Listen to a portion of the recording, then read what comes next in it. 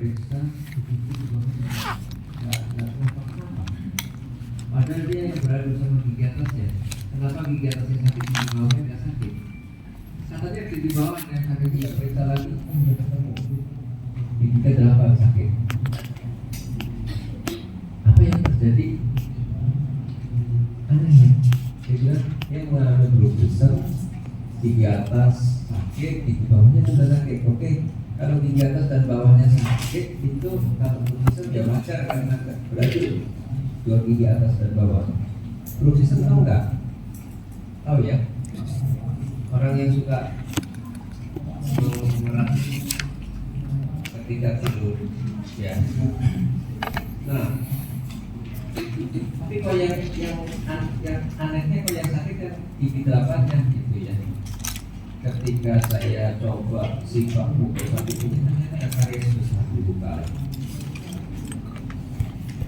Karena pipinya itu mukosa pipinya menekan ke dalam jadi nggak kelihatan. Gigi ke-8 itu cuma tampak sedikit karena penutupan mukosa pipinya. Ketika saya mencoba pakai artificial paper untuk identifikasi apakah betul ada traumatik oklusi atau apakah karena kondisi yang sakit, baru kelihatan ada karies. Dan itulah sebetulnya rasa nyerinya. Begitu dilakukan tindakan membuka atau pulpanya, ternyata memang sudah mengalami periapical abscess. Nah, itulah sebabnya kadang-kadang pasien datang dengan keluhan yang tidak jelas, menyimpulkan sendiri karena pasien itu sekarang udah pintar. Kenapa sakit bisa cari di YouTube, kenapa sakit cari di Google. Sehingga kadang-kadang suka menuntun ke arah yang salah. Oleh karenanya kita perlu waspada ketika pasien punya keluhan seperti itu. Ya. Nah, ketika terjadi inflamasi di rongga mulut, itu pasti ada banyak mediator kimia yang dilepaskan. Ya. Masing-masing punya peran yang berbeda. Kita sudah tahu bahwa tubuh kita menghasilkan substansi entah itu neurotransmitter, apapun, hormon dan lain-lain. Nah, itu semua kadang-kadang akan meningkat jumlahnya ketika tubuh kita mengalami proses patologis. Oke. Ketika pasien mengalami nyeri yang hebat, nanti ya kayaknya kalian baru akan dapat kuliah di konservasi semester kelima ya. Semester kelima. Oke. Ketika nanti kalian akan belajar mengenai penyakit pulpa, ada kondisi di mana pulpanya mengalami peradangan, di mana peradangannya tidak bisa pulih, itu yang dinamakan pulpitis irreversible. Pulpitis irreversible salah satu tandanya adalah nyeri yang hebat. Tidak selalu ya. Pulpitis irreversible tidak selalu harus nyeri, tapi sebagian pasien akan mengalami nyeri yang hebat pada waktu pulpitis yang irreversible.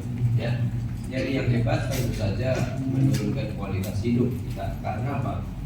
Nggak berani menjadi makanan dengan leluasa, nggak berani minum minuman yang disukai dengan leluasa, ya kan, kualitas hidupnya berkurang, ada keterbatasan. Oke. Di sisi lain kita juga sering melihat atau menjumpai apa yang dinamakan periodontitis. Pasiennya kapan? Ya seusia kalian. Kalau pasien seusia kalian bisa kasih dokter gigi, salah satu yang bisa kita tebak adalah periodontitis. Karena gerakan ketiganya, molar ketiganya sedang masanya bertumbuh. Oke, jadi ketika kita berhadapan dengan pasien, kita bisa lihat dulu usianya berapa. Nah, dari situ kita bisa mengira-ngira, ya. Oke. Nah, itulah kira-kira gambaran pasien yang datang ke dokter gigi dengan keluhan nyeri. Nah, kemudian inflamasi di rongga mulut lainnya bisa disebabkan karena tindakan bedah. Ya, kalau pasiennya cabut gigi, pasti pasca cabutnya mungkin bisa nyeri. Kita kadang tidak bisa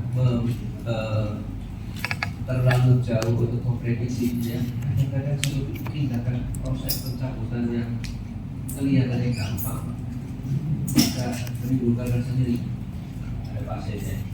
Sebaliknya kadang-kadang ada yang susah sekali untuk dicabut, entah karena akarnya bengkok, entah karena bentuk ujung akarnya yang membulat, itu akan menyebabkan kesulitan ketika kita mencabut giginya. Nah, kadang-kadang proses pencabutan yang sulit ternyata kalau respon pasiennya biasa saja. Jadi kita nggak bisa terlalu banyak juga. Tapi paling tidak ada proses inflamasi yang menyertai tindakan pasca bedah. Ya. Nah itu pencabutan, apalagi odontektomi, pakai reseksi barangkali atau program itu bisa menyebabkan inflamasi. Okay. Mediatornya adalah prostaglandin, dari ini, stamin, ATP juga ternyata dari banyak itu. Nah, kalau kalian melihat nanti di jurnal, ya, barangkali kalian nanti akan membuat skripsi tentang dibandingkan dengan Word misalnya, ya, tentang efektivitas obat analgesia. Biasanya yang menjadi standar itu adalah ukurannya adalah nyeri pasca odontektomi. Kalau kita tahu ada satu obat yang baru, kemudian mau diteliti apakah obat ini baik atau tidak, maka biasanya yang digunakan untuk uji klinis itu adalah kondisi pasca odontektomi. Ketika dilakukan odontektomi, setelah melakukan tindakan, maka diberikan obat analgesik dan diukur respon di pasiennya terhadap obat yang diminumnya. Ya.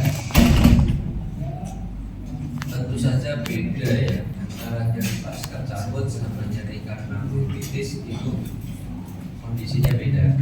Kalau bronkitis itu pasti ada bakteri, karena bakteri menyebabkan karies. Kariesnya sudah dalam, maka terjadi inflamasi pada rongga vulva disebabkan karena adanya bakteri. Nah, kalau pada odontektomi biasanya nggak ada bakteri, belum sampai ada infeksi. Ya. Nah, pada inflamasi ternyata ada inflamasi gigi ini. Kita lihat beberapa mediator bisa mengaktifasi nociceptor. Nociceptor itu apa? Reseptor nyeri. Bentuknya apa? Sebetulnya masih belum jelas betul bentuk. Kalau kemarin kita cerita mengenai reseptor yang berpasangan dengan protein D, itu ada 7 transmembran domain yang keluar masuk membran membentuk struktur yang spesifik sehingga bisa ditempeli oleh neurotransmitter tertentu. Kalau ini reseptornya ini bentuknya masih belum kelihatan benar wujudnya, tapi kita mengatakan itu nociceptor. Nociceptor reseptor yang bisa menangkap rasa nyeri. Ya, itu yang ada yang mengaktifasi nociceptor secara langsung disalin dari ini. Kemudian ada mediator lain yang menyebabkan sensitisasi reseptor nyeri. Reseptor nyerinya menjadi lebih sensitif, istilahnya prostaglandin. Kemudian ada lagi yang menyebabkan nyeri yang persisten, nyerinya menetap selama beberapa saat. Ya, itu nerve faktor.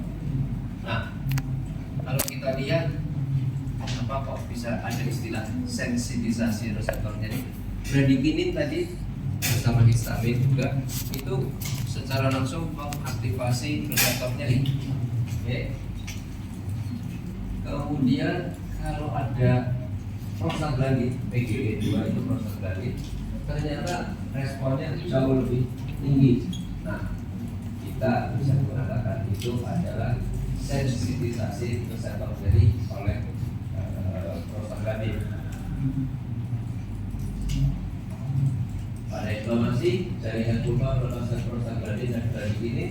Prostaglandin lah yang menurunkan ambang rasa nyeri dan menyebabkan sensitisasi reseptor nyeri terhadap bradykinin. Kita bisa terangkan gambar tadi ya. kadar prostaglandin di dalam jaga tubuh berhubungan dengan nyeri yang dirasakan oleh pasien. Artinya kalau pasien mengalami nyeri yang hebat, kadar prostaglandinnya jauh lebih tinggi daripada yang normal.